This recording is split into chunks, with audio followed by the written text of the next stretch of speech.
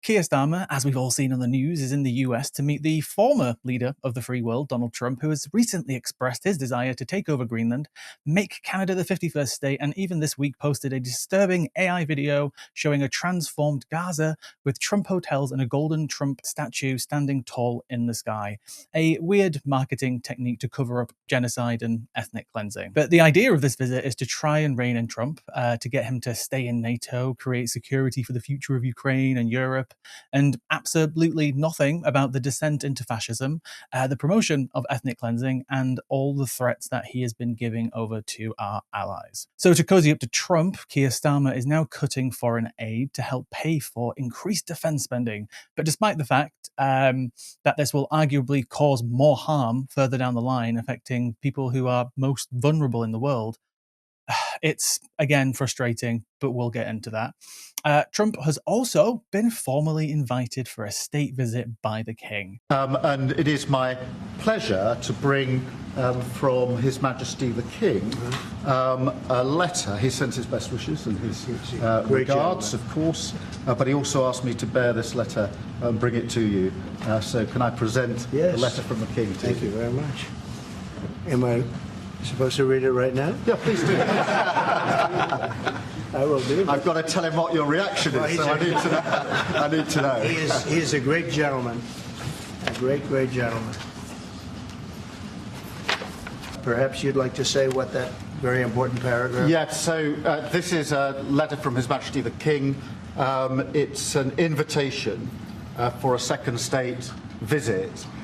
This is really special. This has never happened before. This is unprecedented.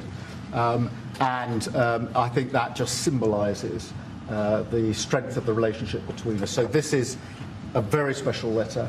I think the last state visit was a tremendous success. It was. His Majesty the King wants to make this even better than that. So this is truly historic.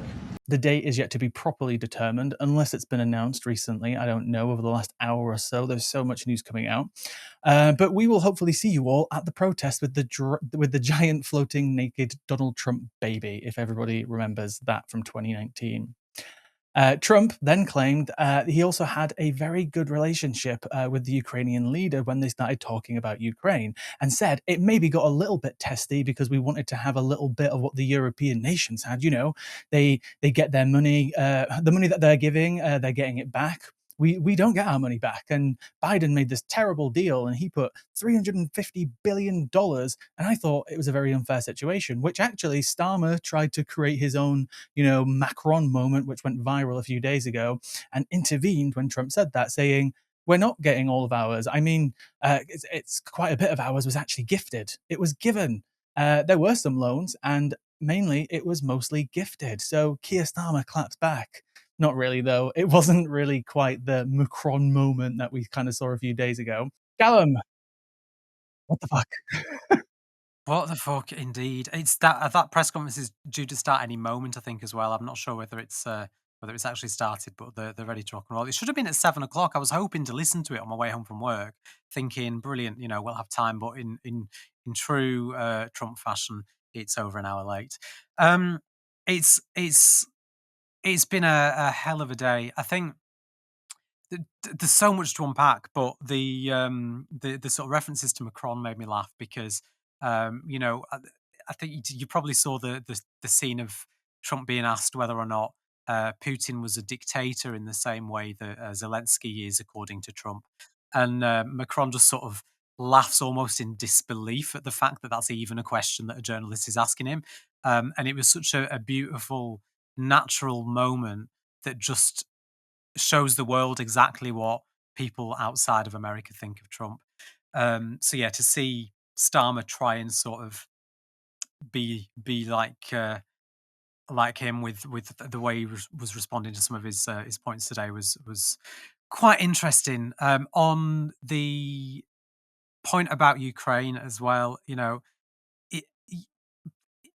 what Macron did and the way that he handled that was so perfect that there was nothing Starmer was really going to be able to do to sort of live up to it. But what really infuriated me, like massively infuriated me, was the groveling around this state visit. the way he pulled out this envelope and sort of was like, "Aha, look what I have." Feeding into Trump's narcissism. "I've got a letter from His Majesty the King directed to you," and Trump sort of, I don't think he was expecting it. He sort of looked across and was like, what do should I open it? Should I read it?" And Stan was like, "Yes, please. Yeah, read it. Let's tell everyone what's happening." Like a little excited schoolboy that's just brought an apple to his teacher, and it just makes me sick. He got a little tap on the shoulder from Starmer. "Oh, it's unprecedented, this second state visit." And like, are we forgetting that this guy has basically threatened to invade Commonwealth countries, allies of ours? Are we forgetting the fact that he's accused Zelensky of, one, being a dictator, and two, starting the war in Ukraine? Are we ignoring the fact that he's trying to extort Ukraine in this plan to strip them of their minerals in offer, in exchange for some sort of peace deal with Russia that Zelensky had no say in? Are we forgetting the fact that this is a convicted felon who has been found liable for sexual abuse and has multiple rape allegations against him? Are we forgetting everything that this man is about? And more importantly, our government have been making a lot of difficult decisions recently regarding taxpayers' money and where cuts need to be made. And I'm very interested to find out what difficult decisions were made in order to pay for a state visit for the likes of Donald Trump. Yeah, absolutely. Like, okay, I'll put my, practical hat on for a second and pretend I'm a diplomat. So, obviously, many people would say that just because Trump is doing distasteful things and terrible things, that we shouldn't just immediately be like, okay, door closed, because obviously that would cause issues, right? We've got army bases here in the UK, army bases all over Europe. There's things that are tied together. You can't just obviously cut them off. So, I get that side of things. I even get the fact that even if he's making all these weird threats, to all these different countries and jokes. Again, obviously people need to prepare for them. Absolutely, there has been meetings about it. People are talking about putting troops in Greenland for God's sake. But ultimately, um, I get it somewhat. But the point obviously is that obviously I could argue about how terrible obviously what's happened and what's happening in Gaza is terrible, but obviously we're complicit in that too. So I can't even make that moral argument on behalf of the state that we should just simply cut the US off for funding that genocide because we're supporting it too. But ultimately, I feel like it's almost like too risky, right? Like I get trying to keep the alliance going, possibly with the idea of another 4 years, and hopefully things will just go back to normal. But I don't think they ever are. I think, despite the fact that if Trump, absolutely screws over Ukraine, starts putting tariffs on the EU like he said he's going to, maybe puts tariff on us. I just saw a couple of hours ago that there might be tariffs again going back on Canada and Mexico. If he descends down this path, I think our priority should be securing our own future and our future for our allies. And capitulating to him and cozying up to him even further is just so risky because you're tying yourself further to this person. I'm sure in the background they're making plans of, if Trump does this and Trump does that. But ultimately, I think that's where our focus should be right now. Keir Starmer should be spending more time with our European allies and even Canada and other countries and shoring up those alliances and making sure that Trump can't push everybody around. But because they have this influence and this military power and this, global police state that they essentially they have so much, and obviously just their trade power as well alone. Trump is essentially bullying all of these countries, telling them what to do because they are so powerful. And that is risky. And I think it's time to let go of that relationship, even if a perfect president comes into power in 4 years, because it's just too much of a bigger risk. But that's been put to Starmer as recently as Prime Minister's Questions this week, I think, actually, where other people have said to him, "Look, we need to make sure that we've got strong allies in Europe and that we're not sort of, putting our special relationship with the US Mm. ahead of all of that."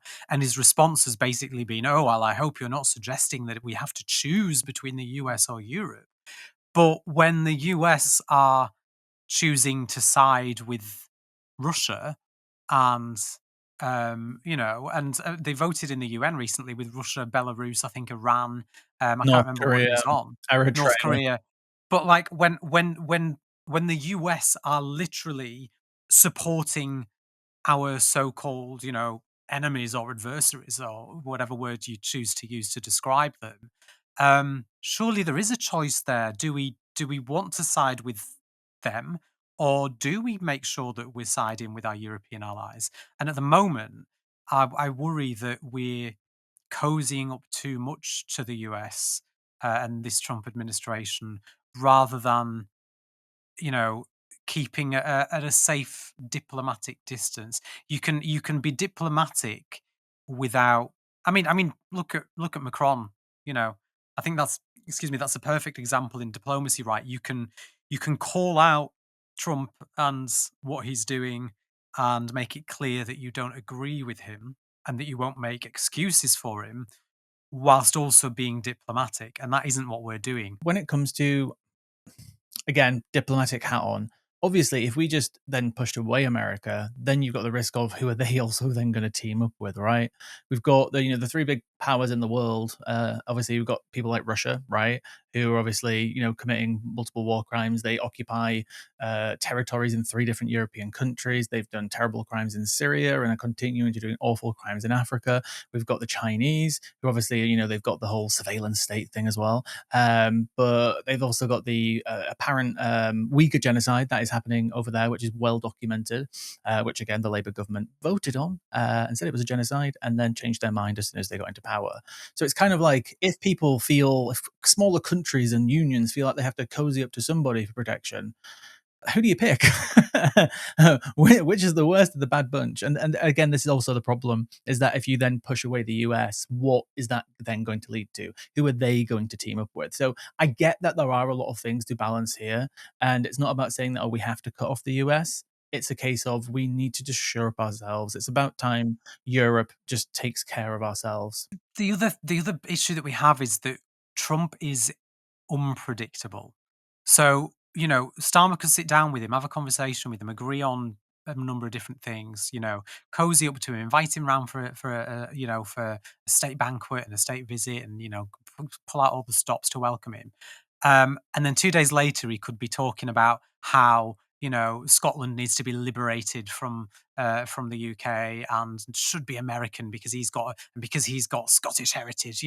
Like obviously I'm making that up, but it's the sort of absurdity that we've been seen. We've become sort of expecting of in what, 5 weeks of this second Trump term. Not to mention how unpredictable Elon Musk is, who appears to just be making decisions on his own as and when he likes, on behalf of everyone else, and Trump seems to just be going along with them. And I think we've got to be very, very careful what sort of relationship we build with this particular iteration of the United States government, because they could literally turn on a sixpence. And I understand the need for diplomacy, and I understand the desire to, keep your enemies close. But we if Trump has it the way that he wants with some of the things that he's spoken about, we could find ourselves in a situation where Commonwealth countries are being threatened with invasion from the US, and we have to make a decision. Are we standing with our Commonwealth and NATO allies, or are we standing with the US? And who are we going to choose? The special relationship or the rest of the world? Support independent media, support social justice that's there on social media. Thank you. Turn left.